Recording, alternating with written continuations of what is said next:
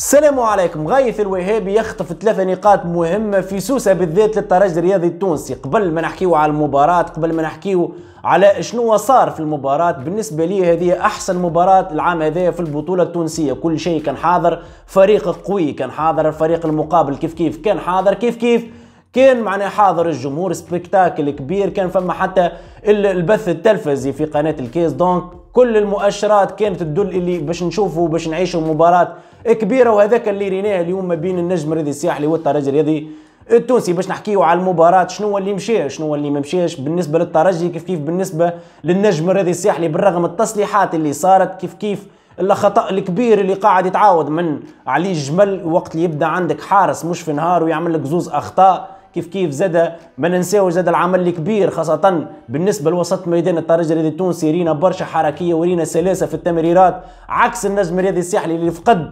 للحلقة هذيك ما بين الربط بين الدفاع والهجوم. ممكن تسرحت العملية شوي وقت اللي خرج عبيد ودخل جرتيلة. باش نحكيو بأكثر ديتاي على المباراة هذه، كيف باش نحكيو شوية على النادي الإفريقي، مباراته ضد الأولمبيك سيدي بوزيد في رادس 3-1. والحدث الأهم معناه بعد تضييع وبرشا فرص آدم قرب يوصل ويسجل الهدف الغالي، أول أهدافه مع النادي الإفريقي. ورينا فرحة كبيرة بالنسبة للجماهير وبالنسبه للاعب اللي بكى بعد تسجيله للهدف. دونك باش نحكيو باكثر ديتاي، لكن قبل كل شيء كالعاده كانك ماكش مشترك في القناه اشترك، جاي من الفيديو باش تدعمنا باش الفيديو يوصل لغيرك. وهكا ما بقى لي كنقول لكم يلا بينا.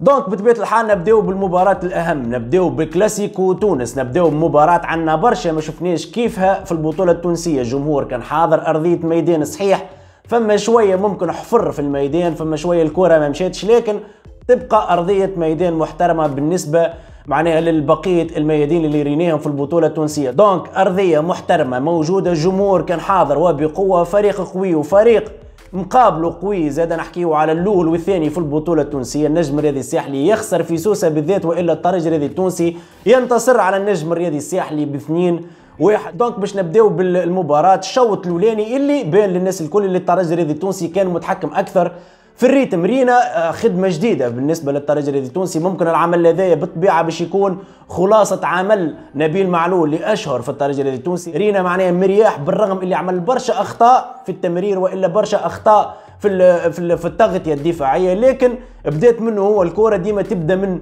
مرياح. الكره بالنسبه للترجي الرياضي التونسي تمشي صحيحه، يصير الريميز بالنسبه لكوليبالي والا محمد علي بن رمضان، يتيح بوغرين ياخذ الكره، الريميز كيف يتيح على الزوز بيفوت هذوما، كيف تمشي الكره لبن عياد اللي يكون ستاسيون، كيف تصير الريميز الواحد من البيفوات اللي جاي من تالي، والكره تمشي على اليمين سواء للبدري والا على اليسار. بالنسبه الهوني اللي قدم مباراه كالعاده ممتازه جدا. نشوفوا الهدف الاولاني اللي سجله البدري، اللي العمل الكل كان بالنسبه للهوني. شفنا معناه الكنترول الاولاني، ومن بعد الكنترول اورينتي اللي مشى وهز معاه الديفونسير، ومن بعد كسر وشاف الكاج وفرابا الكره. والخطا بالطبيعه اللي كان من علي جمل كان معناه بامكانه اللي دوبلاش ما يمس الكره ومن بعد يخلط عليها. ما نفهمش برشا في التقنيات نتاع حراسه المرمى، لكن بالنسبه لي وبالنسبه لاي متفرج يرى في الهدف هذاك خطا كبير من علي جمل اللي ممكن سيب الكره. راحت عند انيس البدري، ولهنا يوريك خطا اخر من دفاع النجم الرياضي الساحلي. ما فماش تغطيه، ما تخليش المهاجم والا رد بالك لا تسيب المهاجم لين توفى الاتاك نتاع ليكيب ادفيرس. لهنا صارت الخطا من الدفاع وما فماش تغطيه على انيس البدري، لقى الكره قدامه طيح على ساقه اليسار وحط الكره في شباك النجم الرياضي الساحلي واحد بلاش. دونك ممكن حكينا على الشيء اللي مشى بالنسبه للترجي الرياضي التونسي، الشيء اللي عكسه ما مشاش في النجم الرياضي الساحلي خاصه في الشوط الاولاني. بنحكيو لهنا على الخط وسط ميدان عبيد وجاك امبي وعبيد، تحسهم زوز الساعه يلعبوا في نفس البوست، تحسهم زوز يقربوا اكثر للدفاع، ياخذوا الكره صحيح من المدافعين، لكن من بعد تصير الضغط خاصة من وسط ميدان الترجي الرياضي التونسي، ولهنا تصير المشكلة بالنسبة لوسط ميدان النجم الرياضي الساحلي. شفنا الثقل الكبير، الشيء هذا اللي ممكن يتعالج خاصة وقت دخول جرتيلة بلاصة عبيد. شفنا جاكمبي هو السنتينيل اللي قدام المدافعين، ياخذ الكره يتيح معاه جرتيلا، كيف اصيل الجزيري اللي ممكن يتيح برشا باش ياخذ كره الملاعب هذايا فنيا محترم ومحترم جدا في ساقيه. دونك ممكن هكاك الماكينه نتاع النجم الرياضي الساحلي ولات فيها برشا سرعه، الثقل اللي شفناه في الشوط الاول اتنحى. دونك لهنا نحكيو على جاكمبي وعبيد ان شاء الله معناها يتم توظيف الملاعبيه هذوما في توظيف اخر، خاطر توظيفهم في نفس الخط خلى النجم الرياضي الساحلي يعاني برشا، خاصه في خروجه بالكره. الشوط الثاني كما رينا الترجي الرياضي التونسي وخر، خلى ممكن النجم الرياضي الساحلي يتحكم اكثر في اللعبه، حب كيف الترجي باش يلعب على الكونتر اتاك، ممكن كيف زاد النجم الرياضي الساحلي والشراسه وخاصه ضغط الجمهور خلى الملاعبيه الكل ماكش خاسر حتى شيء، انت خاسر واحد بلاش في سوسه كيما واحد بلاش كيما اثنين بلاش، خلات الملاعبيه نتاع النجم الرياضي الساحلي يطلعوا اكثر للهجوم، كيف كما حكيت لك الخط الوسط نتاع النجم الرياضي الساحلي تحرر نوعا ما بخروج عبيد وممكن جرتيله ولا هو متقدم اكثر ولا يهبط وياخذ كره، كيف النجم الرياضي الساحلي مشى الكره على اليمين وعلى اليسار، ونفس الخطا اللي صار من النجم الرياضي الساحلي في التغطيه كيف صار الخطا هذا بالنسبه للترجي الرياضي التونسي بسونتراج من علي البريق اللي اعطاه اضافه جل المنتدبين الثلاثه بالنسبه للنجم الرياضي الساحلي، جرتيلا اصيل الجزيري والا حتى علي البريق بالخبره نتاعو، الثلاثه هذوما قدموا اضافه صحيح مش اضافه كبيره لكن اضافه في مباراتهم الاولى بانت سور تيران فيسع دونك بسونتراج من علي البريقي يقص اصيل الجزيري قدام بوشنيبه اللي برشا مرات نحكيو اللي محمد بن علي قيمه ثابته في الترجي الرياضي التونسي. محمد بن علي عدى ميطون الاول بالنسبه للترجي محترم برشا رينيه، معناها الراجل يدز الكره ويجري لقدام ما يخاف الجمله، لكن بوشنيبه مازال ماهوش المعوض الاحسن والا ماهوش اللي الملاعب اللي ينجم في المباريات الكبيره بالنسبه للترجي الرياضي التونسي. هنيك على الكوتي دروا دونك الاصيل الجزيري كما حكينا قص التراجكتوار قدام بوشنيبه والهدف التعادل بالنسبه للنجم الرياضي الساحلي. المباراه كانت متوازنه نوعا ما، الترجي الرياضي التونسي حتى بالتغييرات نتاعو تحسوا عامل تغييرات باش ممكن يكمل الطرح هذايا واحد ممكن يخطف شي بونتو على الكونتر اتاك، لكن ماهوش الترجي اللي لعب بالبريمير ميتون، ماهوش الترجي اللي قربت الخطوط الكل بعضها، ممكن حتى ضغط النجم الرياضي الساحلي اللي بعد الهدف طمع اكثر في النتيجه، قال لك ممكن نجم نسجل الهدف الثاني وكاك نبعد برشا في صداره المجموعه هذه. الشيء هذا اللي صار بالتحديد كونتر اتاك بالنسبه لي، هذيك كونتر اتاك للترجي الرياضي التونسي سونترا كيف ما فماش تغطيه على المهاجم، وديما نقولوا راك انت كمدافع ما تكمل التغطيه نتاعك، المهمه نتاعك كان ما تخرج الكره، كيف زاد حتى الخطا الثاني نتاع علي جمل بخروجه في السونتراج وتيح الكره في راس الوهابي 2-1 للترجي الرياضي التونسي. كخلاصه القول بالنسبه للنجم الرياضي الساحلي، النجم الرياضي الساحلي قدم مردود طيب بالنسبه للملاعبيه، ما بيخلوش بالنسبه لي بحتى قطره عرق، هذاك المجهود بالنسبه للملاعبيه. فما ملاعبيه معينين في النجم الرياضي الساحلي لازمهم يرتاحوا شويه نوعا ما بالانتدابات الجديده، بالطبيعه النجم الرياضي الساحلي باش يكون منافس رقم واحد على البطوله التونسيه، شويه كما حكيت التروشيك خاصه في وسط الميدان باش يخلي الوسط اقل ثقل باش يمشي اكثر للسرعه، باش يولي معناها الكره في ساعه ما توصل للهجوم، وفي 30 متر الاخرانيين كما حكينا بالانتدابات النجم الرياضي الساحلي باش يكون اكثر شراسه. بالنسبه للترجي الرياضي التونسي باينه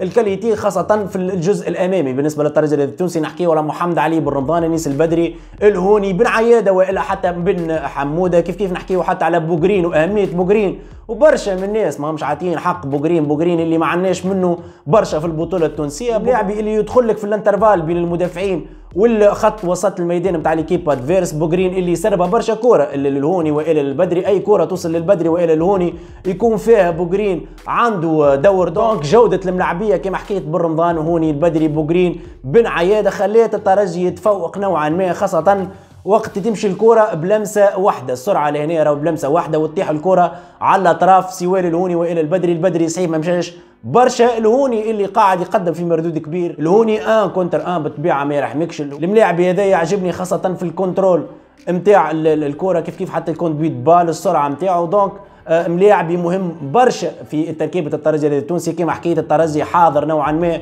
للمغامرة الإفريقية، ممكن شوية تحفظات على محمد بن علي تايزون، ديما الملاعب هذايا يتعرض لبرشا إصابات حتى في النادي الرياضي الصفاقسي، دونك زاد كيف نعطيه حق بن حميدة اللي تصلح برشا في الترجي التونسي، كيف كوليبالي اللي قاعد يقدم في مردود كبير في التغطية الدفاعية ويخلي حتى الأظهرة نتاعو يمشيوا بأكثر حرية للأمام، دونك الترجي ممكن حاضر أكثر وإلا بشوية ترشيكات قاعدين نراو في اوتوماتيزم يتخلق بين الملاعبيه نتاع الترجي التونسي. دونك مبروك للترجي التونسي، حظ اوفر بالنسبه للنجم الرياضي الساحلي، ما زالت البطوله وما زالت مرحله البلاي اوف، وان شاء الله نشوفوا مباريات كيما المباراه اللي ريناها اليوم، كيما حكيت ارضيه ميدان محترمه، الجمهور كان حاضر، سبيكتاكل كامل ومكمل في البطوله التونسيه. باش نحكيو شويه على مباراه النادي الافريقي واولمبيك سيدي بوزيد، المباراه كانت تلعبت في رادس وفاتت 3 بلاش. الاهداف كانت حمدي العبيدي ريبريز بساقه اليسار، هدف معناها تسديده قويه في شباك رامي الجريدي. النادي الافريقي ممكن ترى الريزلتات 3 بلاش، لكن اولمبيك سيدي بوزيد خاصه في الشوط الاولاني ضيع